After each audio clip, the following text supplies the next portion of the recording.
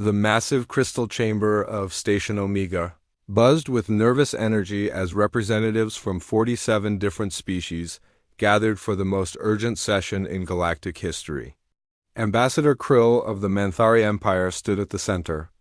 Podium, his forearms trembling as he clutched the datapad containing the most terrifying intelligence report the galaxy had ever seen.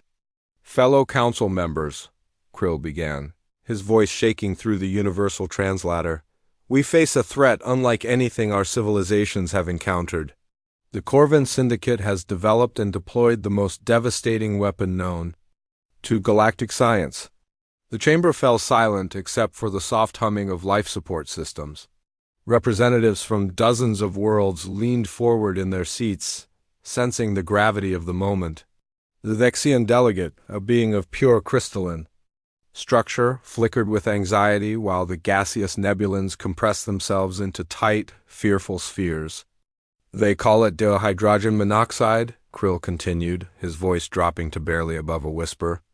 A colorless, odorless compound that exists in 3 deadly phases, liquid, gas, and solid. In sufficient quantities, it can dissolve organic matter, corrode the strongest metals, and cause complete cellular breakdown in most known life forms.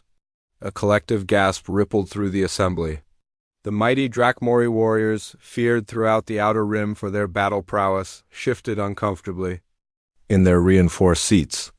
Even the ancient Vorthan Council members, beings who had witnessed the birth and death of stars, showed visible signs of distress. Council Prime Yeth, the jellyfish-like leader of the assembly, extended her tentacles in a gesture of deep concern. How many systems have been affected by this weapon? 17 confirmed targets, Krill replied, his datapad glowing with tactical displays. The Corvan forces have achieved complete atmospheric saturation on each world. The substance has been detected in their air, on their surfaces, and most horrifically integrated into their food supply systems. The implications were staggering. A weapon that could contaminate entire planets, making them uninhabitable for most galactic species, represented a shift in the balance of power that threatened the very foundation of interstellar civilization. What of the indigenous populations on these worlds? Asked the Zephyrian representative, her energy form pulsing with concern. This is where the situation becomes truly disturbing, Krill said, his skin changing to a sickly green color. Initial reports suggested total population collapse within days of exposure. However, our long-range sensors indicate that many carbon-based life forms on these worlds continue to function normally even after direct contact with the substance. The chamber erupted in confused chatter. How could any species survive exposure to such a devastating chemical weapon? The scientific impossibility of the situation only added to the growing panic. Intelligence suggests, Krill continued, raising his voice above the commotion, that the carbon-based species may have developed some form of resistance or adaptation. However, for silicon-based life forms like ourselves, exposure to even small amounts of dihydrogen monoxide results in immediate structural damage and rapid deterioration.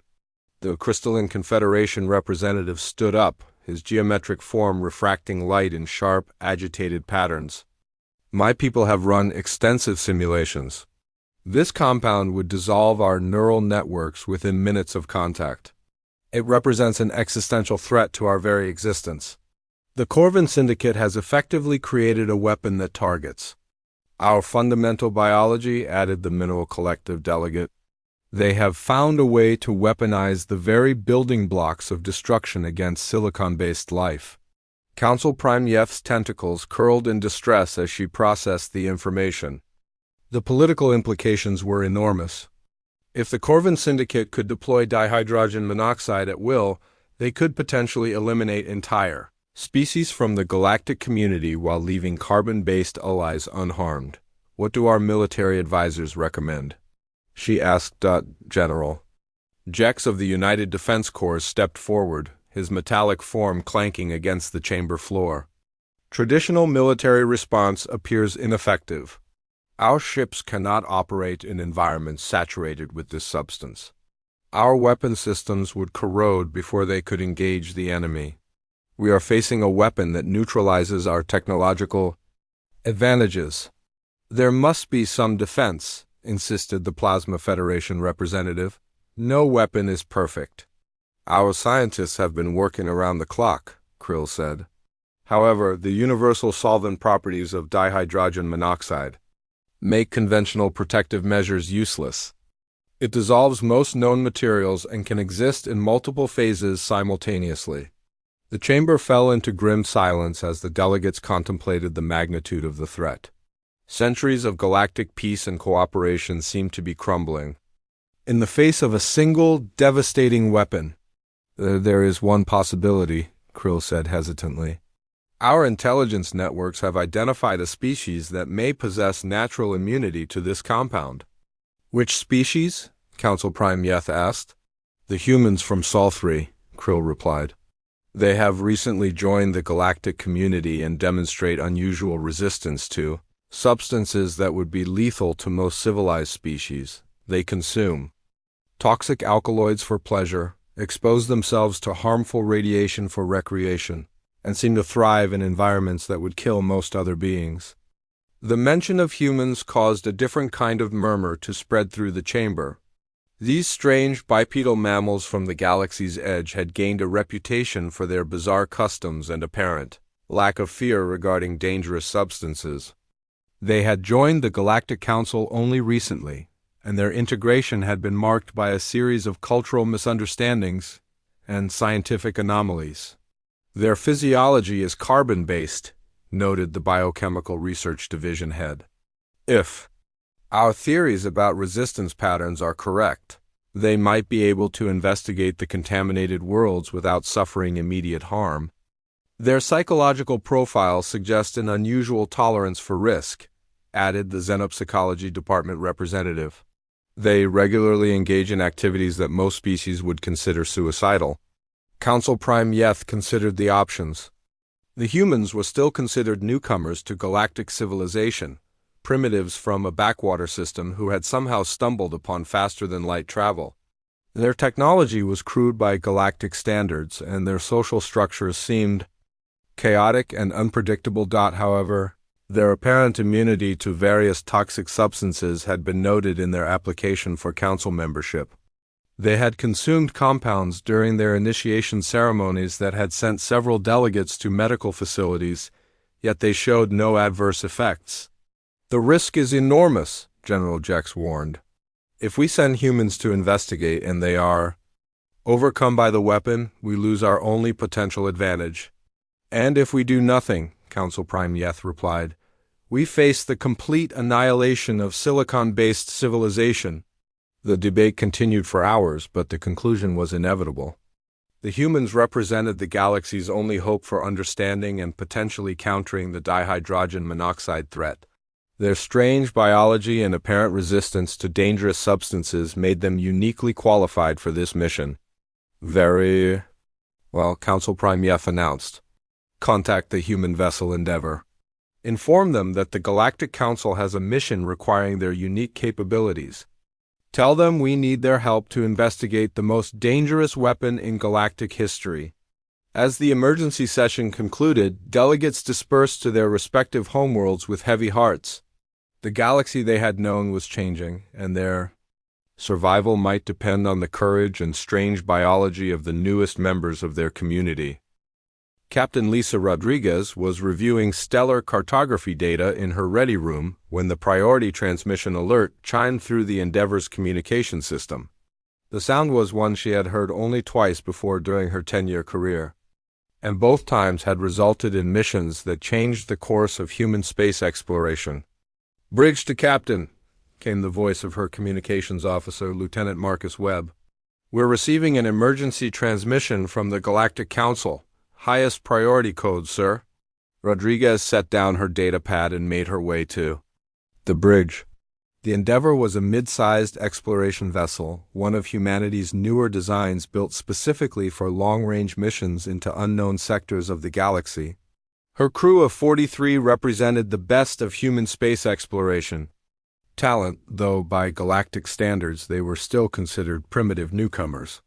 "Put it through to the main viewer," Rodriguez ordered.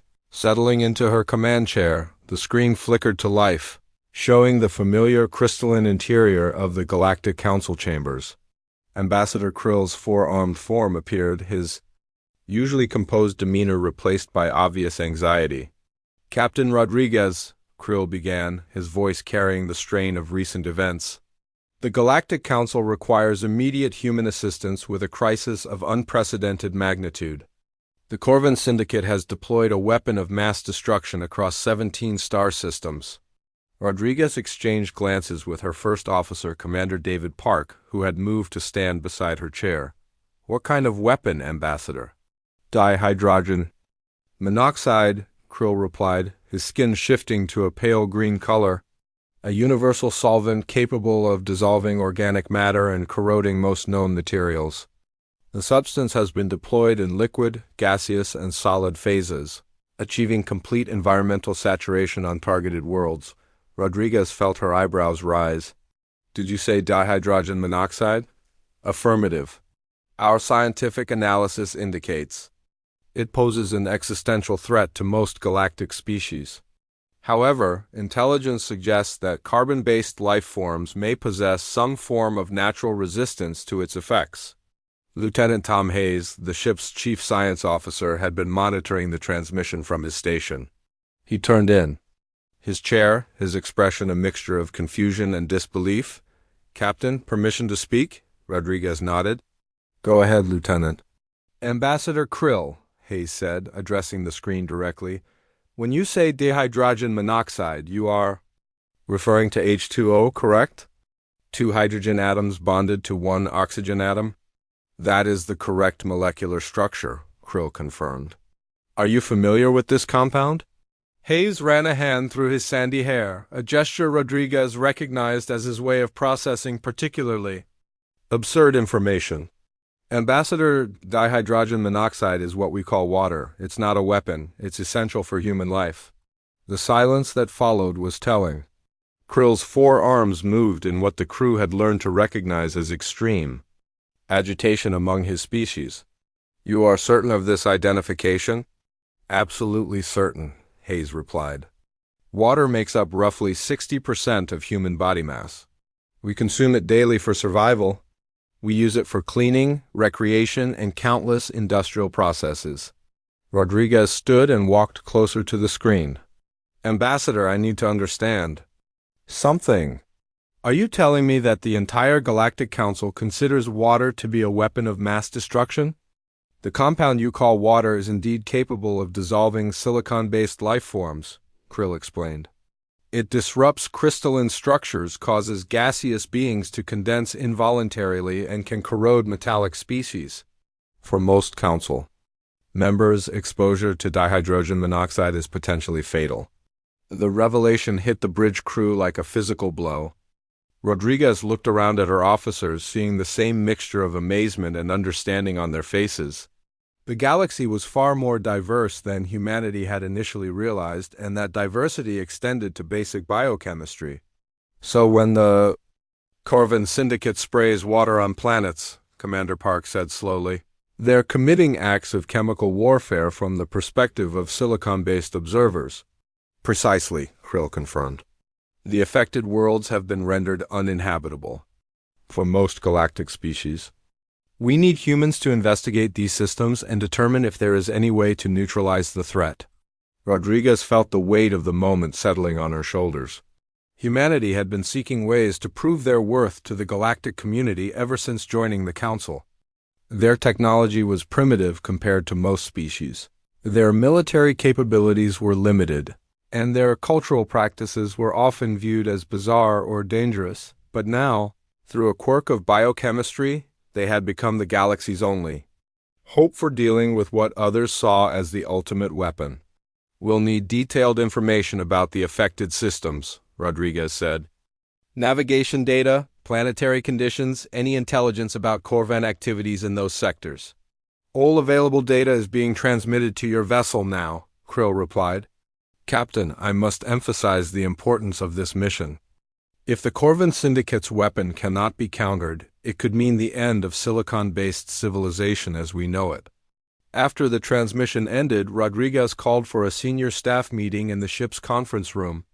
The assembled officers represented the best of human space exploration, Hayes with his scientific expertise, Park with his tactical knowledge, Dr. Amy Chun from Xenobiology, Chief Engineer Maria Santos, and Security Chief Robert Kim.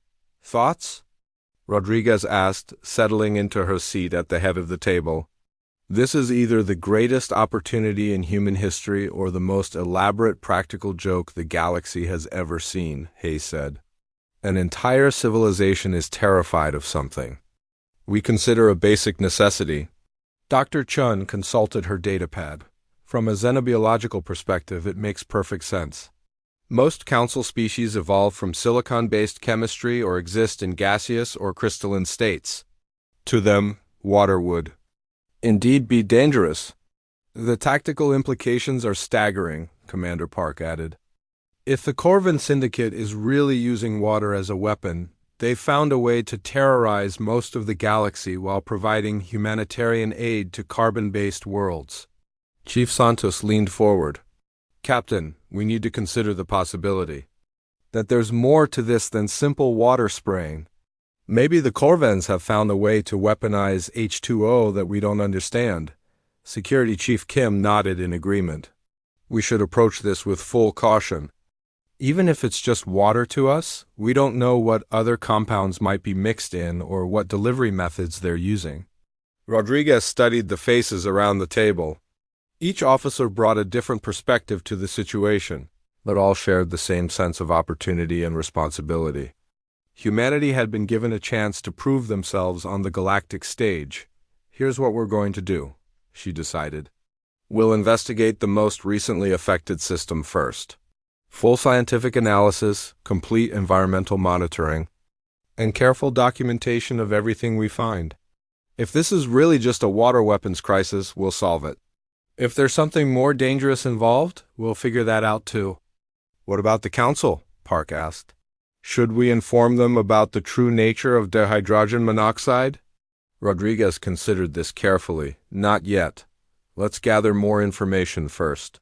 I want to understand exactly what the Corvins are doing, and why before we start explaining galactic biochemistry to the Council. As the meeting concluded and the crew prepared for their mission, Rodriguez couldn't help but smile. Humanity had been looking for ways to contribute to galactic civilization, and now they had found their niche. They were the species that could drink weapons of mass destruction and ask for more. The Endeavour set course for the Altair system, where they would begin their investigation into the galaxy's most feared substance and humanity's most basic necessity. The Endeavour dropped out of hyperspace at the edge of the Altair system, immediately triggering proximity alarms from the Manthari patrol vessels maintaining what they called the contamination perimeter. 3 heavily armed ships held position, several million kilometers from the 4th planet, their crews undoubtedly wearing full environmental protection against the deadly substance that had supposedly saturated the world below. Human vessel Endeavour, came the transmission from the lead Manthari ship. This is Commander Vril of the Manthari Defense Corps. We strongly advise against approaching. Altair 4, the planet has been completely saturated with dihydrogen monoxide. Any exposure to the substance could result in immediate structural damage and potential death. Captain Rodriguez activated the communication system from her command chair. Commander Vril, this is Captain Rodriguez. We understand the risks and are prepared to take appropriate precautions. The Galactic Council has specifically requested human investigation of this situation. Understood, Captain. We will maintain our position and provide emergency assistance if required. Please be extremely careful. As the Endeavour moved toward the planet, Lieutenant Hayes monitored the sensor readings from his science station. The data streaming across his console showed exactly what he expected to find on any Class M world capable of supporting carbon-based life. Captain, Hayes reported, I'm detecting standard atmospheric composition for a habitable world. Nitrogen-oxygen atmosphere with normal pressure readings. Water vapor is present in typical concentrations for a planet in this orbital zone. Scandalous, Rodriguez replied with dry humor. Atmospheric water vapor. How will we ever survive? There's something interesting, though, Hayes continued, his brow furrowing as he studied the more detailed readings. I'm detecting significant life signs on the surface.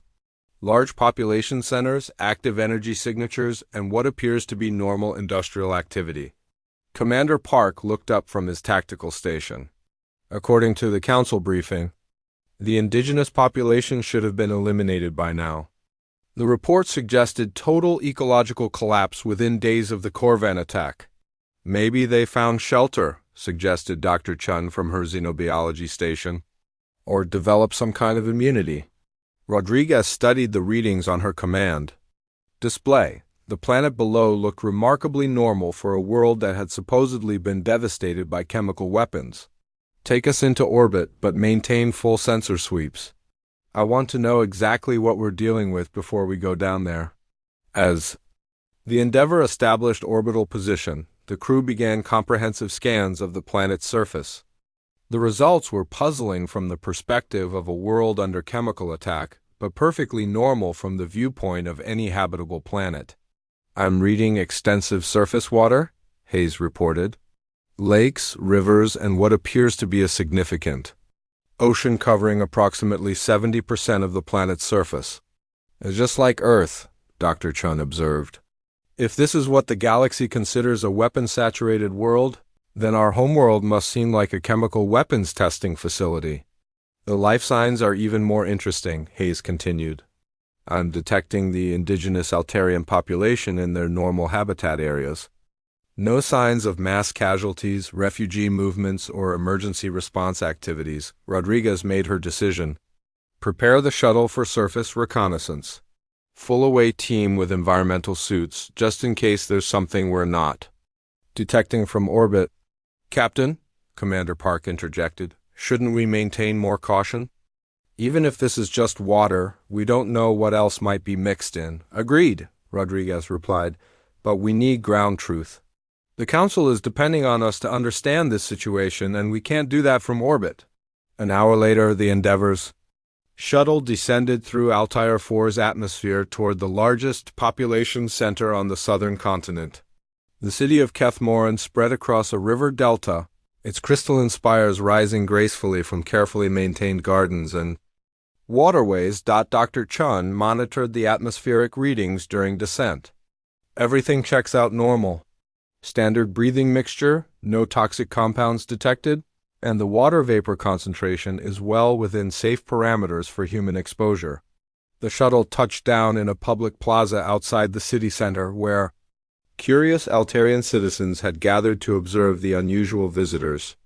The natives were tall, graceful beings with pale blue skin and large, multifaceted eyes that seemed to capture and reflect light in fascinating patterns.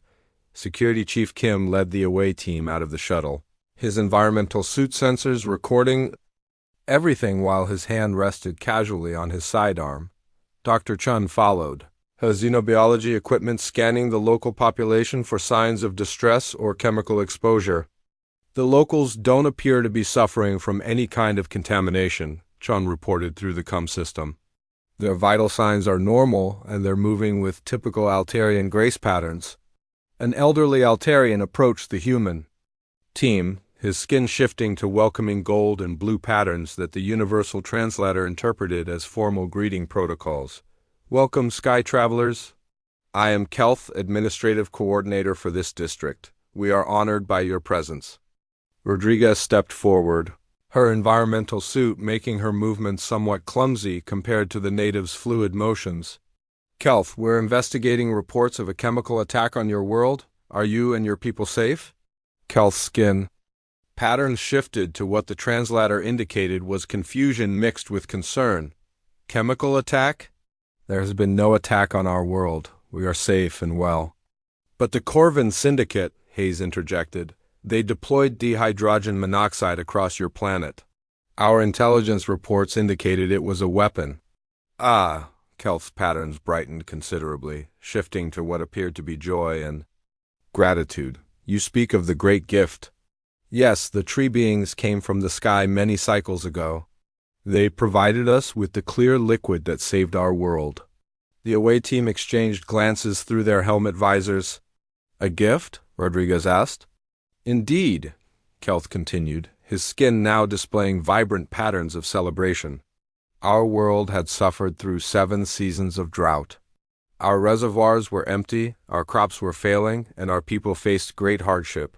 Then the tree beings arrived with their great ships and blessed us with the clear liquid from the sky. They sprayed water on your planet to end a drought, Dr. Chun said, more to herself than to the Altarian. The sacred liquid fell like rain across our lands, Kelth explained. It filled our rivers, replenished our lakes, and saved our harvests. We have celebrated the generosity of the tree beings with festivals and songs. They are honored as great benefactors in our cultural memory. Hayes removed his helmet's external scanner and ran a quick analysis of the local atmosphere.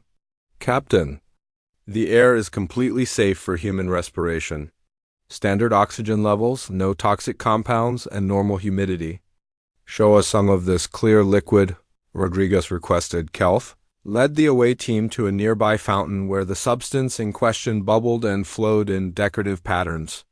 The fountain was clearly a work of art, designed to celebrate the life-giving properties of the liquid that had saved their world.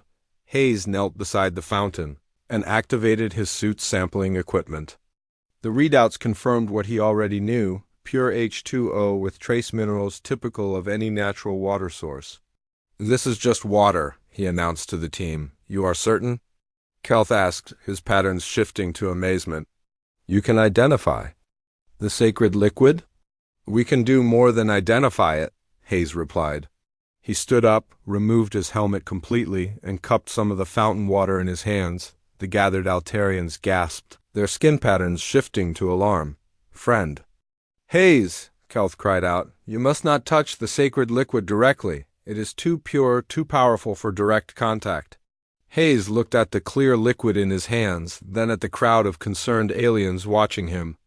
It's just water, he said again, and drank from his cupped palms. The effect on the Altarians was immediate and dramatic. Their skin patterns exploded into brilliant displays of color that the translator could barely interpret. Amazement, reverence, disbelief, and something approaching religious awe. You consumed the sacred liquid, Kelth whispered, his patterns now displaying what appeared to be worship. You drank the essence of life itself and survived? More than survived, Hayes said, wiping his mouth with the back of his hand. It's refreshing. We drink this stuff every day. Dr. Chen was recording everything with her xenobiology equipment, documenting what would undoubtedly become one of the most significant moments in interspecies relations. Captain, I think we've discovered what the Corvin Syndicate has been doing. They've been providing humanitarian aid to carbon-based worlds while accidentally terrorizing silicon-based observers, Rodriguez concluded.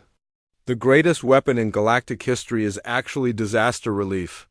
As word spread through the city that the sky visitors could consume the sacred liquid without harm, crowds began gathering around the fountain. The Altarians brought vessels filled with water, offering them to the humans as tests of their incredible ability. Hayes obligingly drank from each container, his casual consumption of the deadly weapon causing increasingly dramatic reactions from the local population. Soon, the humans found themselves the center of an impromptu celebration, with Altarians singing songs of praise for the beings who could drink the essence of life itself.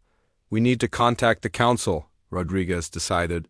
This changes everything about the galactic political situation. As the away team prepared to return to their shuttle, Kelth approached with a final question. Friend Captain, will you carry word to the Sky Councils that we are grateful for the gift of the tree beings? They brought life to our dying world. We'll make sure they know, Rodriguez promised. And Kelth, there's something you should understand. That sacred liquid you've been celebrating? Where we come from, it falls from the sky naturally. We call it rain. The look of wonder on Kelth's face suggested that the Altarians had just discovered that their visitors came from paradise itself. The footage spread across the galaxy faster than any news story in recorded history. Within 6 hours of the Endeavor's surface mission, every major news network in Council space was broadcasting the same incredible scene. Lieutenant Tom Hayes of the human starship Endeavour, casually drinking what the entire galaxy considered the most dangerous substance in existence. On the Manthari homeworld, Ambassador Krill sat in his private chambers, watching the recording for the 15th time.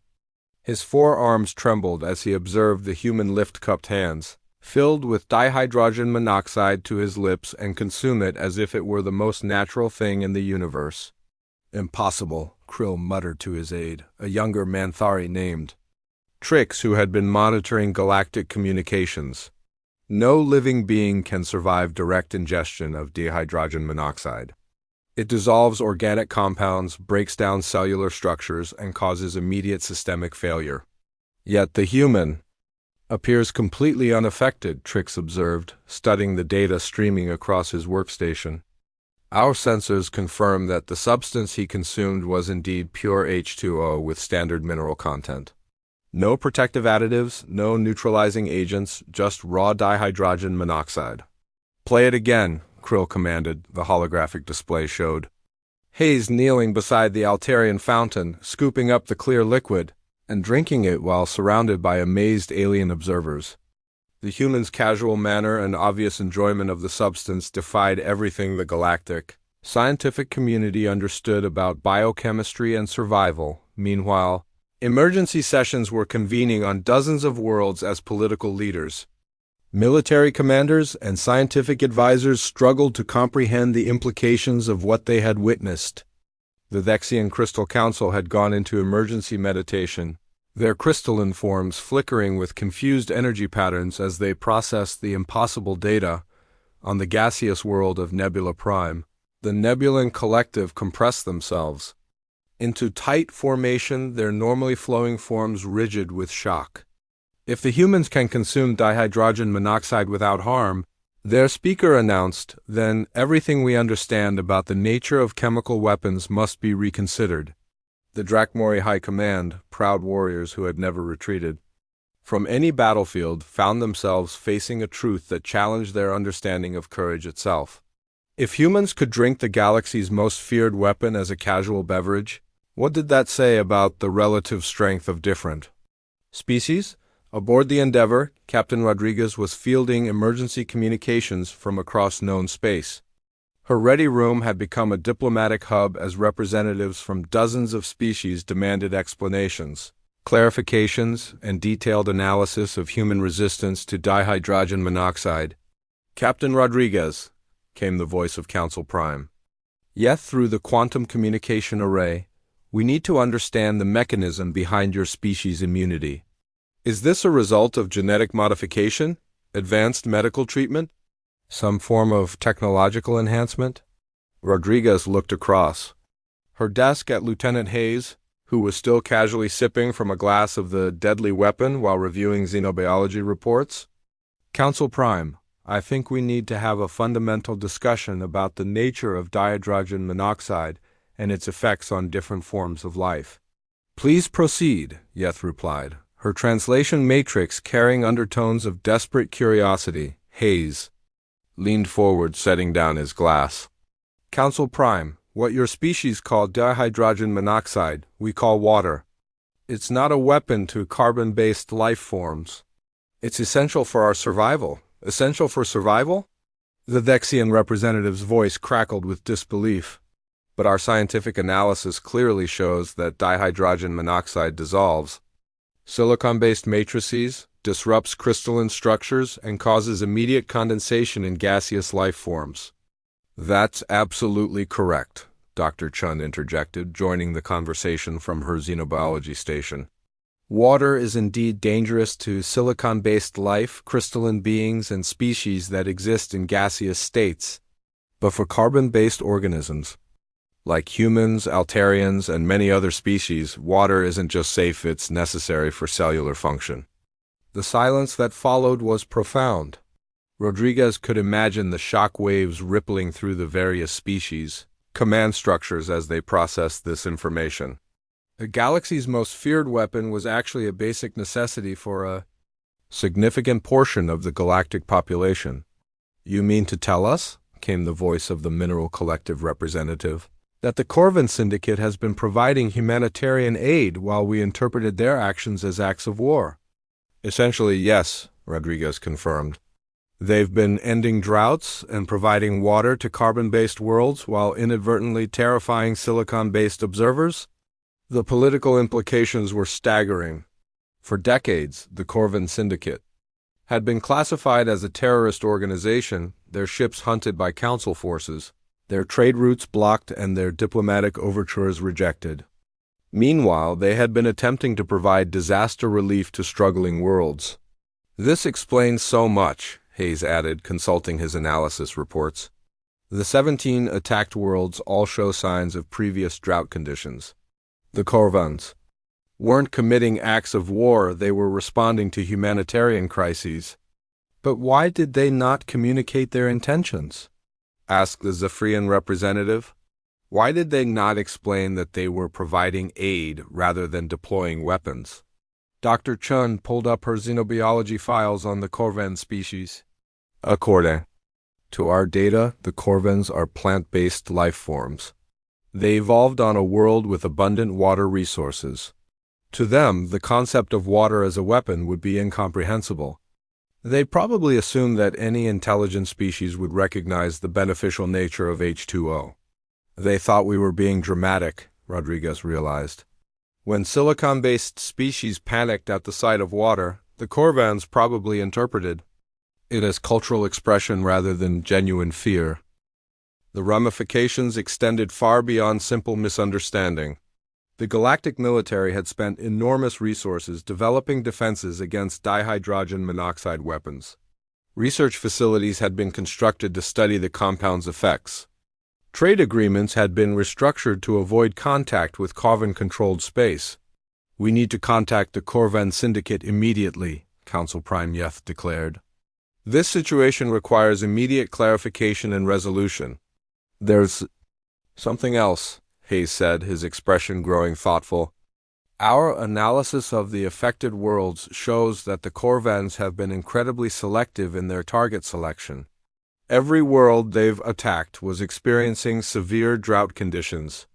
They were responding to genuine humanitarian crises. How did they know about the drought conditions? Rodriguez asked. That's the beautiful part, Hayes replied. They didn't need intelligence networks or spy satellites. As plant-based life forms, they would be naturally sensitive to water scarcity. They probably detected the drought conditions through environmental monitoring and responded instinctively. The conversation was interrupted by an incoming transmission from the Corvan Syndicate itself. The massive holographic projection that materialized in the ready room showed a being unlike anything most council species had encountered in peaceful circumstances. The Corvan representative was magnificent, resembling a living tree with crystalline bark and flowing, leaf-like appendages that moved with hypnotic grace. When it spoke, its voice carried the deep, resonant tones of wind through forest canopies. I am Groot Keth, speaker for the Corvan Collective, the being announced. We have observed your investigation of our humanitarian activities and wish to clarify our intentions. Groot Keth, Rodriguez replied. We're honored by your communication. The Galactic Council has been operating under the assumption that your distribution of dihydrogen monoxide was an act of warfare. Warfare? The Corvan's crystalline features shifted in what might have been confusion. We have been providing life-sustaining resources to worlds in crisis. The substance you call dihydrogen monoxide is essential for the survival of carbon-based life forms. But surely you understood the effect on silicon-based observers? Asked Council Prime Yeth. We observed elevated stress responses in silicon-based species, Groot Keth admitted.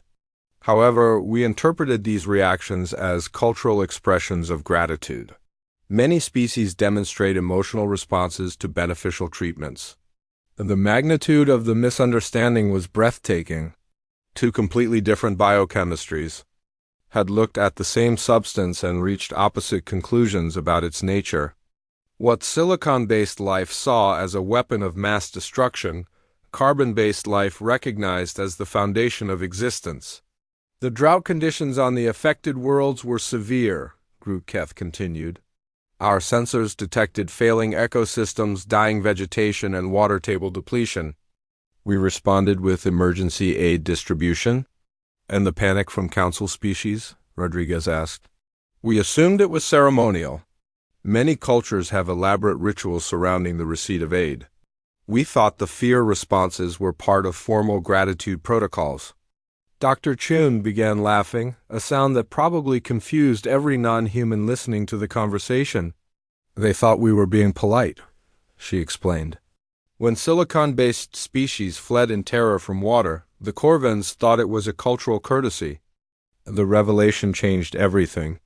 The galaxy's most feared terrorist organization was actually its most misunderstood humanitarian group. The ultimate weapon was actually the most basic necessity, and humanity, through their ability to drink. The deadly substance had become the bridge between two completely different understandings of the universe. So what happens now? Hayes asked, taking another sip of his water. Now, Rodriguez replied, we help the galaxy learn to understand each other better. 3 weeks after the Great Revelation, the Galactic Council convened in the largest chamber ever constructed on Station Omega. Representatives from all 47 member species gathered alongside delegates from the Corvan Syndicate, creating the most diverse diplomatic assembly in galactic history. The chamber buzzed with nervous energy as beings who had spent decades in conflict prepared to address the most significant misunderstanding in interstellar relations. Captain Rodriguez stood at the central podium, no longer representing a minor species from the galactic frontier, but serving as the primary expert on the substance that had shaped galactic politics for generations. Beside her, a simple glass of water sat on the speaker's platform, its presence still causing visible discomfort among several silicon-based delegates. The Corvan Syndicate has agreed to address the Council today, announced Council Prime Yeth, her tentacles moving in formal diplomatic patterns. They wish to explain their humanitarian activities and hopefully establish new protocols for interspecies cooperation. A massive holographic projection materialized in the chamber center, showing the Corvan delegation in their natural environment. The beings resembled living forests, their crystalline bark catching light in spectacular patterns while their leaf-like appendages moved with hypnotic grace. At their center stood Groot-Keth, the ancient being who had become the voice of his people. Fellow beings of the galaxy, Groot-Keth began, his voice resonating through the chamber like wind through ancient trees. We address you today to clarify actions that have been gravely misunderstood. The Corvan leader's image shifted, showing star maps marking the 17 worlds that had been attacked over the past decades. For many cycles, we have monitored carbon-based worlds throughout the galaxy. Our species evolved on a world rich in dihydrogen monoxide, and we learned to recognize the signs of water scarcity across great distances. The drought conditions on these worlds were severe, Groot-Keth continued, his crystalline features reflecting the chamber's light. We detected failing ecosystems, dying vegetation, and the collapse of water-dependent life forms. Our response was to provide emergency relief in the form of atmospheric water distribution. Ambassador Krill of the Menthari Empire stood up, his forearms trembling with the effort of asking the question that had haunted him for years. But surely you understood the terror your actions caused among silicon-based observers? We observed elevated stress responses, Groot-Keth admitted, his bark shifting to darker tones. However, we interpreted these reactions as cultural expressions. Many species demonstrate dramatic emotional responses to beneficial treatments. We believe the fear displays were ceremonial gratitude protocols. The admission sent ripples of amazement through the assembly. The Vexian delegate's crystalline form flickered with disbelief while the Nebulan representative compressed himself into a tight, shocked sphere. The galaxy's most feared terrorist organization had been trying to be polite. Dr. Chun stepped forward to address the assembly, her xenobiology expertise helping to explain the situation. The fundamental issue is biochemical incompatibility, she began. Water is indeed dangerous to silicon-based life, crystalline beings, and gaseous species. But for carbon-based organisms, it's not just safe, it's essential for survival. The Corvan response was instinctive, she continued. As plant-based life forms, they would naturally recognize drought conditions and respond with water distribution. They couldn't comprehend why anyone would fear a substance that was necessary for life. Lieutenant Hayes joined the explanation, carrying his ubiquitous glass of water.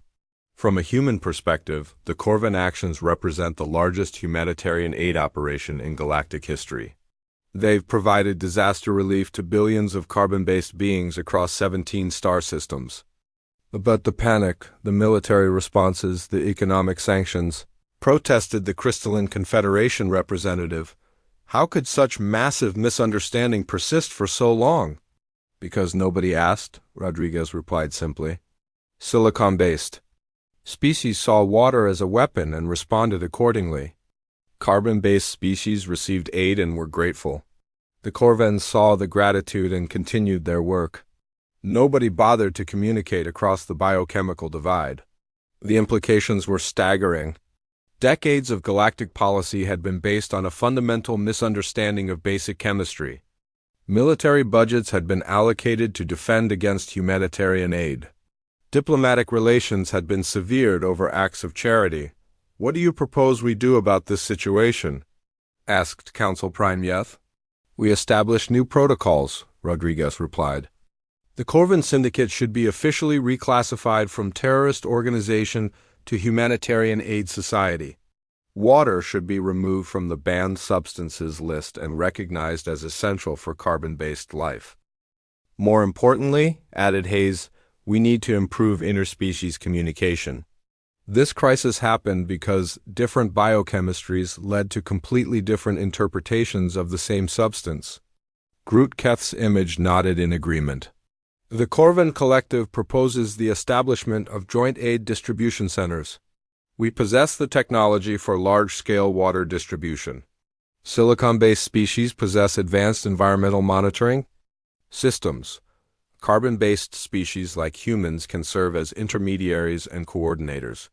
The proposal represented a fundamental shift in galactic cooperation. Instead of species working in isolation based on their own biochemical perspectives, they would collaborate across biological boundaries to provide aid where needed. There's another benefit, Dr. Chen pointed out. Improved understanding of biochemical differences will help prevent future conflicts. If we can misunderstand something as basic as water, what other fundamental misunderstandings might exist? The question sparked intense discussion throughout the chamber. Representatives began comparing notes about substances, practices, and technologies that might be interpreted differently across species lines. The humans found themselves at the center of these discussions, their carbon-based biochemistry making them natural mediators between different biological perspectives. "I have a proposal," announced the Drakmori war chief, his scales shifting to diplomatic patterns. "The humans have demonstrated unique abilities to understand and mediate between different biochemical perspectives. Perhaps they should establish a new council department focused on interspecies compatibility." The suggestion gained immediate support from multiple delegates. Humanity's ability to consume the galaxy's most feared weapon had made them natural experts on biochemical diversity. Their recent integration into galactic society meant they had experience, bridging different cultural and biological perspectives. "The Department of Biochemical Compatibility," Rodriguez mused. "Joint human-Corvan leadership, with advisory positions for representatives from all major biochemical categories." "Approved," declared Council Prime Yeth. "Captain Rodriguez will you accept the position of department head?" Rodriguez looked around the chamber, seeing hope and anticipation in the faces of beings who had spent decades living in fear. "I accept, on the condition that Lieutenant Hayes serves as Chief Scientific Advisor, and that we establish field offices on worlds representing all major biochemical types." As the session continued, the transformation of galactic society became increasingly clear. The Corvan Syndicate was formally reclassified as a humanitarian organization. Water was removed from the banned substances list and added to the Essential Resources Registry. Trade agreements were restructured to facilitate aid distribution rather than prevent it. Most importantly, the incident had revealed the critical need for better interspecies understanding. The new Department of Biochemical Compatibility would work to prevent future misunderstandings by promoting communication across biological boundaries. "There's one more thing," Hayes said as the session neared its conclusion. He picked up the glass of water from the podium and raised it toward the assembly. "I'd like to propose a toast." The gesture caused immediate tension among the silicon-based delegates, but Hayes continued. "To the substance that nearly divided the galaxy but ultimately brought us together. To water, dihydrogen monoxide, or whatever you choose to call it. May it serve as a reminder that our differences in perspective can be our greatest strengths." He drank from the glass, no longer causing panic but serving as a symbol of understanding and cooperation. The carbon-based delegates applauded while the silicon-based representatives showed their approval through their own cultural expressions. As the Great Dihydrogen Monoxide Crisis officially ended, the galaxy had learned a valuable lesson about the importance of communication, understanding, and the willingness to question assumptions. The humans had proven their worth not through military might or technological superiority, but through their ability to drink weapons and build bridges between different forms of life. The Altarians, invited as honored guests to witness the resolution of the crisis, celebrated with their traditional chromatic displays. Their skin patterns shifted to brilliant gold and blue as they sang songs of gratitude for the beings who had helped the galaxy understand the true nature of their sacred liquid. In the end, the most feared weapon in galactic history had become the foundation for the most significant expansion of interspecies cooperation in recorded history. And humanity, the species that drank dihydrogen monoxide without flinching, had helped the galaxy take its first steps toward true understanding across the vast diversity of life in the universe.